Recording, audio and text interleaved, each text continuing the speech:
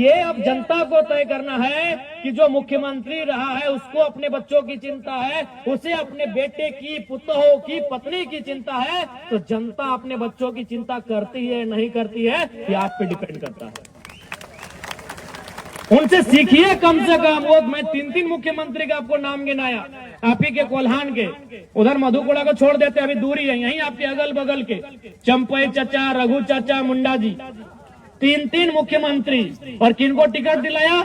एक ने बेटे को जो घाटशिला में उम्मीदवार है, एक ने पत्नी को जो चुनाव हार गई, और एक ने अपनी पुतोह को जो चुनाव जीत के विधायक बनी है। अरे जिनके पास अरबों की संपत्ति है, लाख और करोड़ तो छोड़िए, अरबों की, जिनकी संपत्ति अनुमानित अरबों की है, आज वे लोग चिंता कर रहे हैं मेरा बेटा कैसे विधायक बने, मेरी बहू कैसे विधायक बने, मेरी पत्नी कैसे विधायक बने। तो आज जनता को भी सोचना होगा कि जनता की आवाज कौन बनेगा, जनता के लिए लड़ेगा कौन, जनता के बच्चों के भविष्य की आवाज कौन बनेगा, उनके शिक्षा, स्वास्थ्य, रोजगार पे बात कौन करेगा, उसके लिए उनको वोट करना है, ये जनता को समझना होगा। और नहीं तो फिर इसी प्रकार ये राजनेता इस राजनीति को हमसे दूर लेके चले जाएंगे। जब भारत देश में वोट देने की तारीख की शुरुआत हो रही थी, जब भारत देश में वोट देने का नियम बन रहा था, तो देश के संविधान निर्माताओं के प्रमुख डॉक्टर भीमराव अंबेडकर जी ने कहा था कि आज के बाद से इस देश में राजा रानी के पेट से नहीं, मतपेटी से निकलेगा। लेकिन जनता ने उस पैटर्न को तोड़ दिया है। आज फिर आप राजा के घर में राजा चुनने लगे हैं। अरे राजा के घर में राजा ना चुना जाए, इसीलिए तो वोट का अधिकार मिला है आपको, कि राजा की पत्नी को रानी ना बनाया जाए, राजा के बेटे का राज्याभिषेक ना किया जाए, इसीलिए वोट मिला है कि एक गरीब किसान को आप राजा बना सकें। और अब फिर अगर उस वोट का इस्तेमाल इस बार वोट बदलाव के लिए करिए। बदलाव का होना बहुत जरूरी है। अगर बदलाव नहीं होगा तो राजनीति कुछ परिवारों तक सीमित रह जाएगा। फिर हमारे डुमरी विधानसभा से जहां हम विधायक बने, वहां एक ही वो नारा गूंज रहा था कि टाइगर की जगह टाइगर लेगा। जरूरी नहीं कि उसका परिवार सही होगा, जो टाइगर होगा वही टाइगर की जगह लेगा, और टाइगर ने जगह डुमरी में ले लिया। अब हम यहाँ कह रहे हैं, घाटशिला में वही कह रहे हैं कि रामदास जी की जगह रामदास जी लेंगे। सीधा बात है। आज अब देखिए, जब से जेल कैंप पार्टी का उदय हुआ है, जब भी किसी को अगर थोड़ा मने चोट भी लगता है, मामूली चोट लगता है, तो सबसे पहले जेल कैंप को याद किया जाता है। और हम लोग रात 2 बजे 3 बजे तक धरना में जाके बैठते हैं, जब तक उसको न्याय नहीं मिले। अरे राज्य में तो छोड़िए, हम लोग प्रदेश भी जाते हैं।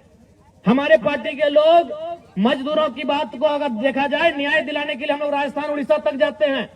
तो ये भी आपको तय करना है, बड़ी पार्टियां, चूंकि बड़ा लेवल है उनका, बड़ी पार्टियां हैं, वो आपके बीच चुनाव में आएंगी। हमेशा अगर आपके बीच कोई है तो जेल कैंप खड़ा है। इसलिए मैं जनता जनार्दन से आग्रह करूंगा, जो लोग यहाँ तक नहीं भी आए हैं, चूंकि दीपावली का दिन चल रहा है, हम लोग इस बात को समझ रहे हैं कि लोग पर्व त्योहार है, लेकिन जो लोग घरों में भी बैठे हुए हैं, मैं उनको स्पष्ट कहूंगा, इस बार वोट बदलाव के लिए करिए। बदलाव का होना बहुत जरूरी है। अगर बदलाव नहीं होगा तो राजनीति कुछ परिवारों तक सीमित रह जाएगा। फिर और यहाँ आप सोचिए ना, यही आप सोचिए चंपई चचा, चूंकि मान के चलिए सोम्यास जी के पिताजी का देहांत हुआ है, तो उस पर हम थोड़ा सा रहने देते हैं। हम चंपई चचा का ही उदाहरण लेते हैं। चंपई चचा मुख्यमंत्री रह चुके हैं, कई बार मंत्री रह चुके हैं, रहे कि नहीं, लेकिन फिर भी उनको याद है कि बाबूलाल सोरेन को सेट कर दिया जाए। चंपई चचा मुख्यमंत्री रह चुके हैं, मंत्री रह चुके हैं, कई बार विधायक रह चुके हैं, फिर भी उनको बुढ़ापे में चिंता है, जबकि उनके पास अरबों की संपत्ति है। अगर आज के दिन से चंपई चाचा बिस्तर में बैठ जाए ना, बेड में बैठ जाए, घर में खटिया में बैठ जाए, तो उनकी 5 पुश्ते आराम से बैठ के खाएंगी। आज भी अगर चंपई चाचा कुछ ना करे, चंपई चाचा अगर कुछ ना करे, तो उनकी हमें लगता है कम से कम, ज्यादा तो हो, बहुत ज्यादा होगा, 5 पुश्ते यानी 5 पीढ़ियां बैठ के खाएंगी। फिर भी उनको चिंता है कि बाबूलाल सोरेन को विधायक कैसे बनाना है। बगल में रघुवर दास जी हैं, मुख्यमंत्री रह चुके हैं, गवर्नर रह चुके हैं, कई बार वो भी मंत्री रह चुके हैं। हमको लगता है 5-6 बार विधानसभा भी जा चुके हैं, यानी विधायक बन चुके हैं। फिर भी उनको चिंता है कि अपनी पुतोह को टिकट देके विधायक बना दिया। जबकि आपको भी मालूम है वो 5-10 पीढ़ी बैठ के खाएंगे, लेकिन रघुवर चचा को भी चिंता है कि हमारी पुतोहू विधायक कैसे बने। यही आपके अर्जुन मुंडा जी, हमारे इस राज्य के और एक मुख्यमंत्री, बहुत नामी चेहरे, केंद्र में भी मंत्री रह चुके हैं, उनको भी चिंता आई कि अपनी पत्नी को इस बार टिकट दिला दे, पॉडकास्ट से उनकी पत्नी लड़ी। तो ये अब जनता को तय करना है कि जो मुख्यमंत्री रहा है उसको अपने बच्चों की चिंता है, उसे अपने बेटे की, पुतोहू की, पत्नी की चिंता है, तो जनता अपने बच्चों की चिंता करती है नहीं करती है ये आप पे डिपेंड करता है। उनसे सीखिए कम से कम। वो मैं 3 मुख्यमंत्री का आपको नाम गिनाया, आप ही के कोल्हान के, उधर मधुपुरा को छोड़ देते, अभी दूरी है, यहीं आपके अगल बगल के चंपई चचा, रघु चाचा, मुंडा जी, 3 मुख्यमंत्री। और किनको टिकट दिलाया? एक ने बेटे को जो घाटशिला में उम्मीदवार है, एक ने पत्नी को जो चुनाव हार गई, और एक ने अपनी पुतोहू को जो चुनाव जीत के विधायक बनी है।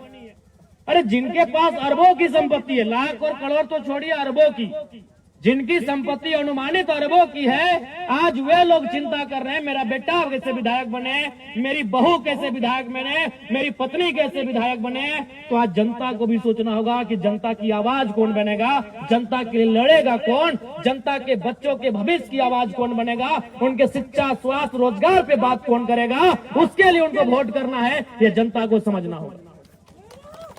और नहीं तो फिर इसी प्रकार ये राजनेता इस राजनीति को हमसे दूर लेके चले जाएंगे। जब भारत देश में वोट देने की तारीख की शुरुआत हो रही थी, जब भारत देश में वोट देने का नियम बन रहा था, तो देश के संविधान निर्माताओं के प्रमुख डॉक्टर भीमराव अंबेडकर जी ने कहा था कि आज के बाद से इस देश में राजा रानी के पेट से नहीं, मतपेटी से निकलेगा। लेकिन जनता ने उस पैटर्न को तोड़ दिया है। आज फिर आप राजा के घर में राजा चुनने लगे हैं। अरे राजा के घर में राजा ना चुना जाए, इसीलिए तो वोट का अधिकार मिला है आपको, कि राजा की पत्नी को रानी ना बनाया जाए, राजा के बेटे का राज्याभिषेक ना किया जाए, इसीलिए वोट मिला है कि एक गरीब किसान को आप राजा बना सके। और अब फिर अगर उस वोट का इस्तेमाल उसी राजा परिवार को बनाने में करेंगे, तो 1950 में जो हमारी स्थिति थी और आज 2025 में जो हमारी स्थिति है, क्या अंतर रहा? ये वोट का अधिकार क्यों मिला? ये वोट का अधिकार इसीलिए मिला था कि राजा के घर में राजा नहीं होगा, राजा के घर में रानी नहीं होगी। एक साधारण सा पढ़ा लिखा नौजवान, चाहे वो किसान का बेटा रहे, वह दलित का बेटा रहे, वो आदिवासी का बेटा रहे, वो किसी मजदूर का बेटा क्यों ना रहे, अगर उसमें टैलेंट होगा, वो हकदार होगा, वो जनता के बीच से चुन के जाएगा। इसलिए वोट की व्यवस्था आई। लेकिन हम और आप तो फिर उस व्यवस्था को दरकिनार कर रहे हैं। तो अगर आज 2025 में अगर हम लोग फिर उस व्यवस्था को दरकिनार करते हुए राजा के घर में राजा के बेटों को विधायक सांसद चुनेंगे, तो याद रखिएगा 2050 आते आते फिर से आपको आभास होगा कि हम नाम के लोकतंत्र में असल में राजतंत्र का हिस्सा बन के रह गए। आपको उस समय फिर एहसास होगा कि अंग्रेज चले गए, लेकिन उनकी ईस्ट इंडिया कंपनी आज HCL कंपनी का रूप धारण कर चुकी है। आज टाटा, टिस्को, टेल्को के रूप में काम कर रही है। क्योंकि आपने फिर से वही परिपाटी को दोहराया, आपने फिर से वही पैटर्न को दोहराया कि राजा के घर में ही जो होगा देखा जाएगा। तो फिर जनता का सुनेगा कौन, जनता की पूछेगा कौन? आप ईमानदारी से बताइए, घाटशिला में अगर कोई भी जरूरत पड़ा, घाटशिला में अगर कोई भी दुख पड़ा, तो क्या वे लोग आपके बीच आकर इस प्रकार जमीन में बैठेंगे? क्या आपके साथ धूल कण में बैठकर आपके लिए आंदोलन करेंगे? क्या आपके साथ सड़क में बैठकर आपकी आवाज को बुलंद करेंगे? नहीं करेंगे। वो साहस अगर किसी में है तो केवल और केवल जेल कैंप पार्टी में है। इसलिए हमारे प्रत्याशी श्री रामदास मुर्मू जी को विजयी बनावे। अभी देखिए, चंपई चाचा सुन रहे थे, कहीं आके भाषणबाजी कर रहे थे कि नगरी में हम ये कर दिए। आप भी जानते हैं नगरी में कुछ किए, सबको उसका लिए। नगरी वाला याद होगा आपको, रिम्स टू जमीन का मामला, सभी आदिवासी लोग को उसका लिए। आदिवासी लोग लोहरदगा से आए, खूंटी से आए, लातेहार से आए, सिमडेगा से आए, गुमला से आए, रामगढ़ से आए, सिल्ली से आए, और पता चला चंपई चाचा है नहीं। वहाँ कौन था? सुबह देवेंद्र नाथ महतो थे और शाम को जयराम महतो था। वो हाल जोतने का काम कौन किए? हमारे पार्टी के देवेंद्र बाबू किए कि नहीं? चंपई चाचा डर से अंदर में थे। और उनका बेटा का बोली आप सुने होंगे, बाबूलाल भैया का, उनको मीडिया को नहीं, उनको पूछा, पुलिस बोला कि चलिए आपको अरेस्ट करके थाना ले जाते हैं। बोला नहीं, हम यूट्यूब में देखे हैं, हम लोग के एक आदिवासी भाई का इनकाउंटर हुआ है, तो आप मेरा भी इनकाउंटर कर देंगे, हमको डर है। तो बताइए बाबूलाल दा, इतना डरिएगा तो राजनीति कहाँ कर रहे हैं? चंपई चाचा इतना खेत ला दिए हैं, बस जोतिए और खाइए। सुने कि नहीं हम घर चले जाएंगे। ये बाबूलाल जी का स्टेटमेंट है कि हम घर चले जाएंगे। तो इसलिए अब आपको तय करना है। और देखिए, जहां तक पूर्व मंत्री जी का बात है, उनको तो मैं पहले श्रद्धांजलि अर्पित करता हूं। रामदास बाबू नहीं रहे हमारे बीच। उसी समय दिसम गुरु शिबू सोरेन का भी देहांत हुआ, निधन हुआ। निसंदेह उनके निधन होने से, उनके दुनिया से चले जाने से राज्य की जनता मर्माहत है, राज्य की जनता में दुख है। लेकिन ये जरूरी नहीं है कि उनके घर से जो आएगा विधायक बनने के लिए वही उस राज्य को चलाएगा या फिर वही उनकी तरह काम करेगा। यहाँ सिंपल है। आपको याद होगा जब हमारे ही डुमरी विधानसभा में जगन्नाथ बाबू नहीं रहे तो वहाँ एक स्लोगन आया कि टाइगर विल रिप्लेस टाइगर। क्योंकि जगन्नाथ बाबू को भी वहाँ टाइगर कहा जाता था। सुने, आज उनके पिताजी का भी निधन हुआ, उनको भी हम श्रद्धासुमन श्रद्धांजलि अर्पित करते हैं। तो वहां भी जनता के बीच से एक आवाज आया कि टाइगर विल रिप्लेस टाइगर। तो घाटशिला में भी आवाज आना चाहिए, रामदास विल रिप्लेस रामदास। हमारे डुमरी विधानसभा से जहां हम विधायक बने, वहां एक ही वो नारा गूंज रहा था कि टाइगर की जगह टाइगर लेगा। जरूरी नहीं कि उसका परिवार सही होगा, जो टाइगर होगा वही टाइगर की जगह लेगा। और टाइगर ने जगह डुमरी में ले लिया। अब हम यहाँ कह रहे हैं, घाटशिला में वही कह रहे हैं कि रामदास जी की जगह रामदास जी लेंगे। सीधा बात है, रामदास सोरेन जी की जगह रामदास मुर्मू जी लेंगे, रामदास जी की जगह रामदास जी लेंगे। ये तो आवश्यक नहीं है कि भाई उनके घर में जो जन्म ले, उनका जो खून हो वही उनके जैसा हो, वही उनके जैसा काम करिए, जरूरी है। अगर ऐसा होता तो आज प्रधानमंत्री गांधी का पोता को होना चाहिए था, गांधी जी का पोता को होना चाहिए था, भगत सिंह के रिश्तेदार को होना चाहिए था, सरदार पटेल के रिश्तेदार को होना चाहिए था, नेताजी सुभाष चंद्र बोस के रिश्तेदारों को होना चाहिए था कि नहीं? अब गांधी जी अगर 1942 में आधे कपड़ों का आधा कपड़ा पहन के आंदोलन किए हैं और उनका वंशज अगर आज वोट टाइम में आके कहेगा कि हमारे पूर्वज महात्मा गांधी जी उस समय ऐसा किए हैं, वो तो भाई आज का समय अलग है, उस समय अलग थे। गांधी पूरे देश के थे, अपने परिवार के नहीं थे। क्या रामदास बाबू अपने परिवार के थे? नहीं, वो झारखंड के मुख्य माफ कीजिएगा मंत्री थे। रामदास बाबू जब झारखंड के मंत्री थे तो झारखंड का कोई बेटा उनकी जगह लेगा, उनका ही परिवार क्यों लेगा? और हमको आज तक समझ में नहीं आया भाई ये सहानुभूति क्या है, इस सहानुभूति राजनीति में क्यों? आप ही बताइए, क्या अगर कोई किसी डॉक्टर का निधन हो जाए तो क्या डॉक्टर के बेटे को डॉक्टर बनाया जाता है? क्या बनाना उचित भी रहेगा? अगर किसी डॉक्टर का बिना समय से पहले अगर निधन हो जाता है तो क्या डॉक्टर के बेटे को डॉक्टर हम बनाएंगे? क्या टीचर का निधन होने पर टीचर के बेटे को टीचर बनाएंगे? क्या एसपी का बेटा एसपी बनता है? तो ये कौन सा पैटर्न है भाई कि विधायक का बेटा विधायक बने, सांसद का बेटा सांसद बने, मंत्री का बेटा मंत्री बने? आखिर ये कौन सा पैटर्न है?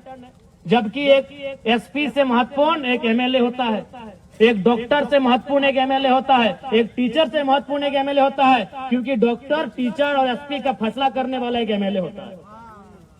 वो विधायिका का अंग होता है, वो सरकार का अंग होता है। वो फैसला करेगा कि आपके स्कूल में टीचर कितने होंगे, वो फैसला करेगा कि आपके जो हॉस्पिटल उसमें दवा का दाम क्या होगा, वो फैसला करेगा कि आपका यहाँ आईएएस का कौन यहाँ नया तबादला हो के आएगा। तो जो फैसला करता है, जो नियम बनाता है, जो इस राज्य को चलाता है, वहाँ सहानुभूति क्यों? हम सहानुभूति रखते हैं? जिन्होंने अपने परिवार में किसी को खोया है हम सहानुभूति रखते हैं। सहानुभूति का मतलब उसके दुख में खड़ा होना, सहानुभूति का मतलब होता है उस परिवार के दुख में खड़ा होना। हम लोग दुख में खड़े हैं, अगर उस परिवार को कुछ घटेगा हम लोग देंगे। विधायक बना देना ये कौन सा सहानुभूति है भाई? जब हम डॉक्टर के निधन पे डॉक्टर के बेटे को रिप्लेस नहीं करते हैं, जब वकील के निधन पर वकील के बेटे को वकील बना के रिप्लेस नहीं करते हैं, तो आखिर देश में ये सहानुभूति कब तक चले? इसलिए जो मंत्री जी नहीं है, हम लोग पुनः श्रद्धांजलि भी देंगे और सहानुभूति रखेंगे परिवार के प्रति, लेकिन उनको जो रिप्लेस करेगा, उनकी जगह जो जाएगा, ये बिल्कुल भी जरूरी नहीं है कि उनका अपना घर से संबंधित हो, उनके ब्लड से संबंधित हो, उस क्षेत्र का कोई ऐसा युवा जो पढ़ा लिखा हो, उनकी जगह जाए और झारखंड की आवाज को, घाटशिला की आवाज को, घाटशिला के माओ बहनों की आवाज को, घाटशिला के बुजुर्गों की आवाज को, घाटशिला के नौजवानों, किसानों, छात्रों की आवाज को विधानसभा में प्रेजेंट करे। कोई वहां जुट कर जाए, कोई वहां जुट कर जाए। इसलिए इस बार घाटशिला के उपचुनाव में रामदास